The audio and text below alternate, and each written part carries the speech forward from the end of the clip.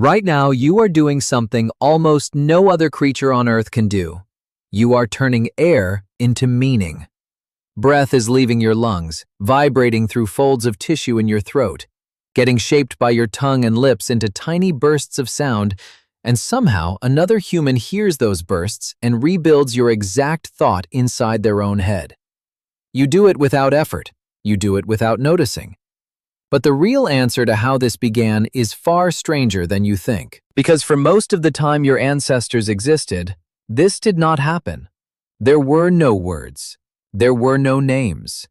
There were bodies that looked almost exactly like yours, walking upright, making fire, chipping stone into blades, and yet the air between them carried no language. So when did that silence break? When did your ancestors first start to talk? The honest answer is that no one heard it happen. Sound does not fossilize. A word spoken 100,000 years ago left no mark in the ground. So scientists became detectives. They stopped looking for the voice and started looking for the machine that makes the voice and for the brain that drives it. Start with your throat. Put 2 fingers gently on the front of your neck and swallow. Feel that small movement? That is your larynx, your voice box, and in you it sits surprisingly low in the throat. In almost every other mammal, it sits high, tucked up near the base of the skull. A high larynx is safer. It lets an animal breathe and drink at the same time without choking. Your low larynx is riskier. It is one reason humans are among the very few animals that regularly choke to death on food. So why would evolution give you a more dangerous throat? Because a low larynx does one thing brilliantly. It creates a long, bendable tube of air above the vocal cords, and that tube is what lets you shape dozens of distinct sounds. The scientist Philip Lieberman spent his career studying this. He argued that the strange descended human vocal tract is the price your ancestors paid for speech. A throat rebuilt for talking, even at the cost of choking. But a throat alone cannot tell you when. Soft tissue rots. So researchers went looking for one small bone. It is called the hyoid, a delicate horseshoe of bone that floats in your throat and anchors the muscles of your tongue. No other bone in your body connects to nothing but muscle. It is the keystone of speech. And in 1989, from a cave called Kebara on Mount Carmel, scientists led by Baruch Arensberg described one. It belonged to a Neanderthal who died around 60,000 years ago, and it looked almost identical to yours. Think about what that means. 60,000 years is a long time. If every year were a single step, you would have to walk without stopping for over 100 miles to cross it. And at the far end of that walk stands a creature that was not even the same species as you, holding the anatomy for speech inside its throat. So were Neanderthals talking? For that, scientists needed to look deeper. They needed the brain. And they needed a gene. In the 1990s, doctors in London studied a single family. In the scientific record, they are known only as the KE family. Across 3 generations, about half of them shared a strange difficulty. They could understand language, but they struggled violently to produce it. Their mouths could not reliably sequence the fast, precise movements that speech demands. Researchers, including the scientist Farhana Varga Kadem, traced the problem to a single broken gene. That gene was named FOXP2. FOXP2 is not a magic switch that creates language. Nothing so simple exists.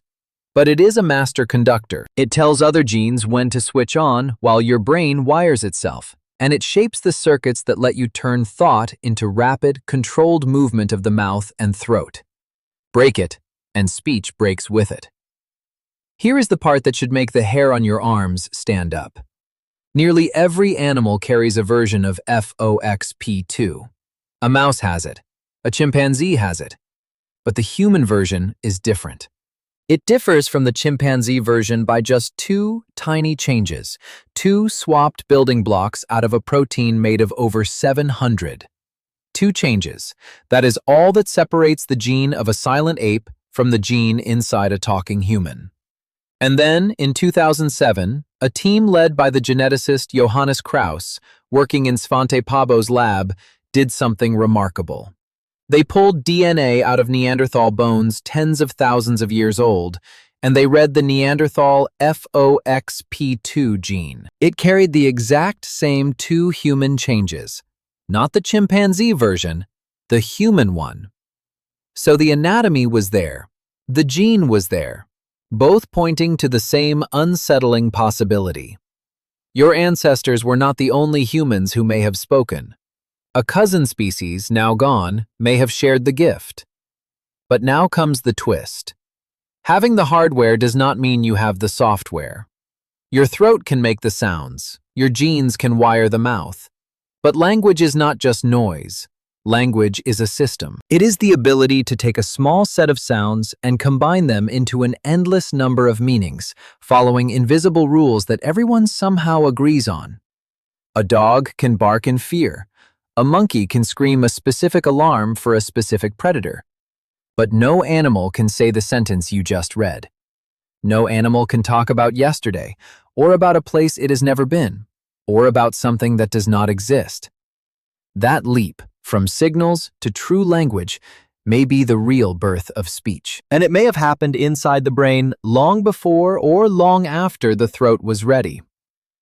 To understand that leap, watch what happens when language has no history at all. In Nicaragua, for most of the 20th century, deaf children grew up isolated, with no shared sign language to learn. Then, in the 1980s, schools brought hundreds of them together for the first time. The adults tried to teach them lip reading, and it mostly failed. But the children did something no one taught them. Left alone in the schoolyard, they began inventing. The linguist Judy Kegel and researcher Anne Sengus watched it unfold. The first generation created rough gestures. The younger children who came after took those gestures and, without instruction, added grammar, rules, structure. A brand new language bloomed out of nothing, built by children in a single generation. That is the clue. It suggests that the deepest engine of language is not taught into you. It grows in you. The thinker. Noam Chomsky argued exactly this decades ago, that the human brain comes prepared for grammar the way a bird's brain comes prepared for flight. You are not a blank page. You are a machine built to talk, waiting only for words to pour in. And pour in they do. Think of a small child. Between roughly age 1 and age 6, a human child learns new words at a staggering pace, absorbing something like 10 new words every single day. Do the math, and that is a fresh word roughly every 90 minutes of waking life, learned not from a textbook, but from overhearing the world. No one sits them down. They simply drink language out of the air, the same air your ancestors once breathed without a word. So when did the words first appear in that air? Here, scientists genuinely disagree, and honesty demands you hear that clearly. Some argue language is old, stretching back nearly 2 million years to early members of your genus, built slowly, piece by piece. Others argue it was sudden and recent, a spark that lit up in modern humans within the last 100,000 years, right before your species exploded out of Africa and painted caves and carved figurines and buried its dead with care. 2 million years is almost impossible to feel, so slow it down. If human history were a single day, all of recorded writing, every book, every empire, every voice you have ever read, would fit into the final few seconds before midnight.